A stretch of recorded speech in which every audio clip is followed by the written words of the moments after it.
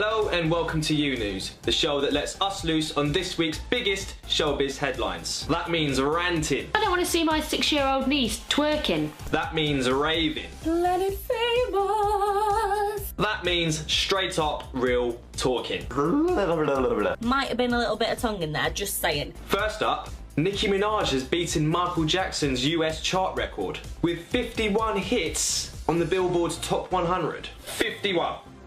Is that even possible? Wait a minute. Nicki Minaj has beaten the chart record of Michael Jackson's.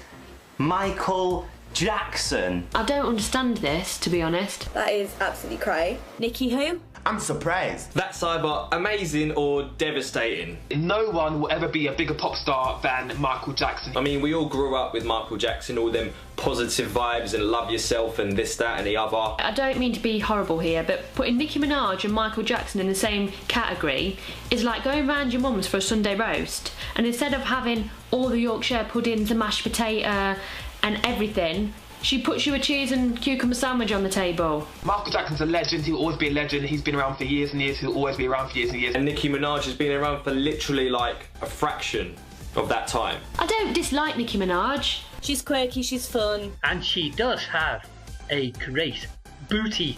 Now this may seem like she's a better pop star than Michael Jackson, but nah. We're talking Thriller, we're talking Billie Jean, we're talking Man in the Mirror. 20 years down the line, people will probably still be singing Smooth Criminal and moonwalking across the dance floor. I only know Starships. Nicki Minaj, she's shining now, but she's gonna burn out. Lyric-wise, I don't think Nicki Minaj can touch MJ on this one. Dum da dum dum, tum tum tum, bum ba bum bum. He was a king in music. He was like Elvis Presley. If Michael Jackson was still alive, I don't think that she would actually be at his level now. She's not a patch on MJ. You lovely people are watching You News. Our chance to mouth off on all the stuff that matters this week. Like Robin Thicke's new album, Paula, which pretty much flopped all over the world. Bad times, Robin. So Robin Thicke has created a massive flop album. What a flop. The album was called Paula after his girlfriend or wife or whatever, Paula Patton. I didn't even think he had a girlfriend, let alone a wife. And it was just basically, from what I gathered, it was just a big, massive 90-minute I'm sorry audiobook. Why not just email her, send her flowers, make it up to her in the normal way? I think it would have been a lot smarter to make a movie called Paula, seeing as Paula Patton's an actress. Robin Thicke? Or is it Thick Robin? Write and record an album that has a target audience of more than one. He's just so slimy and creepy, and he literally makes my skin crawl. 300 million views on Blurred Lines. I'll put my hands up, I was singing it and I was loving it, I was digging it. But then people only liked it because it was a bit rude. Robin Thicke, what has he got? I think 2 songs so far. He's just a bit like cardboard to me.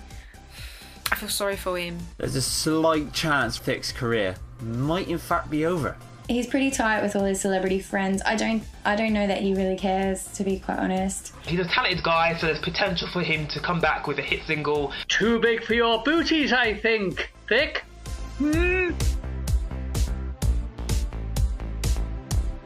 You are watching You News. And we've still got plenty of this to be cracking on with. Oh yeah, I'm gonna go water my plants. What's that all about? Now, who is the last celebrity you would expect to be given advice on relationships? Because I'm willing to bet a fiver, a tenner, and a kidney. That is Taylor Swift. This completely mad fan of Taylor Swift's wrote to her on Instagram and asked for some love advice. And Taylor Swift wrote back. It is always quite nice when celebrities take time out their busy schedules to advise their fans, isn't it? Not really the best person to get giving out advice, are you, Taylor? As if you would take any advice from Taylor Swift. This girl has had more chuffing boyfriends than I've had hot dinners. I would honestly rather get love advice from my own dad. She's been through quite a few dramas, so she probably has a lot of experience to go by. It's kind of like a fat person giving advice on healthy living. It's just not gonna work, is it? Every song she releases is how her relationships failed. The subject was unrequited love.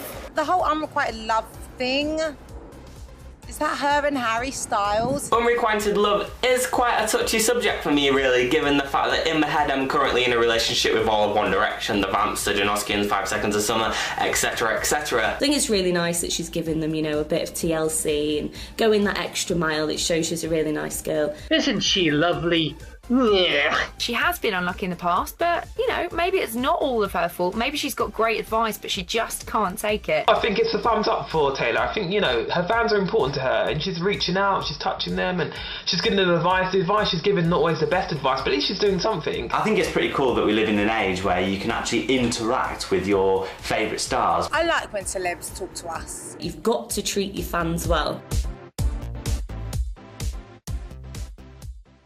This is You News. It's probably the first and only celebrity news show written, filmed and presented entirely by us, the viewers. Hi, Mum. The ordinary guys, the people who care about music. Whip-de-doo. Next up, we're talking about N-Dubz.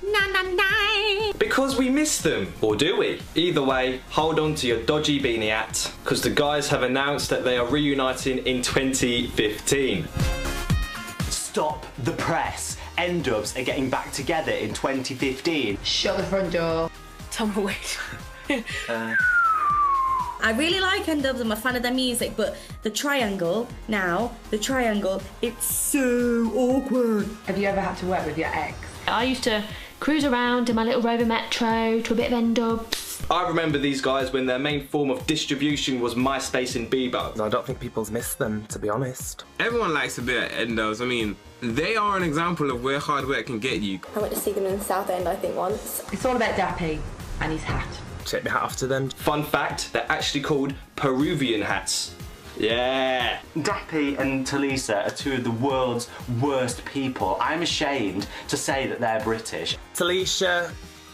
Who is Talisha? I think she should just carry on. I think she just carry on solo. On her own. She's got bad press surrounding her, and I feel for her, you know, because she really made something of herself with X Factor. Everyone loved her. Does anybody actually care? God, N-Dubz are absolutely dreadful. They're a disgrace to the human race. There has been a lot of drama between them, but I mean, if they can overcome it and just join back together, I mean, that would be cool. Na na na. Welcome back. This is You News. Hello. The show that's mixing it up and putting us in charge of the headlines. Baby, baby, baby, oh. It's all good, it's all good. Speaking of which, how chuffed would you be if you went to buy tickets to your favourite band and they sold them to you in person? Well, that is exactly what happened to some lucky 5 Seconds of Summer fans in California last weekend. So 5 SOS are actually doing something really, really nice. Apparently they've surprised fans by personally selling concert tickets to their show in California. I think that's brilliant. I think that's amazing. That's like the personal touch. I would be so gassed about it. That's like Gordon Ramsay personally cooking my food, serving it, take a selfie with me, then wipe my mouth off afterwards. Imagine if Beyonce was like, hi, do you want to come to my concert? You'd be like, It's like a concert before the concert. 5 Seconds of Summer are literally taking over the world right now, and I could not be more happier. I really like this band just because I think they're quite cool. 5 Seconds of Summer have made their own fame. They've worked really hard and got where they are by grafting. None of them have any talent. I'm more of a 1D kind of girl. The boys are always going to be compared to One Direction. It's inevitable. Much better than One Direction. If One Direction went out and met people, the world would just explode. Nobody would see him again, they would go missing. And when you finally do find One Direction, they'll be in some 14-year-old girl's basement. At the end of the day, it's all money in their pocket, isn't it?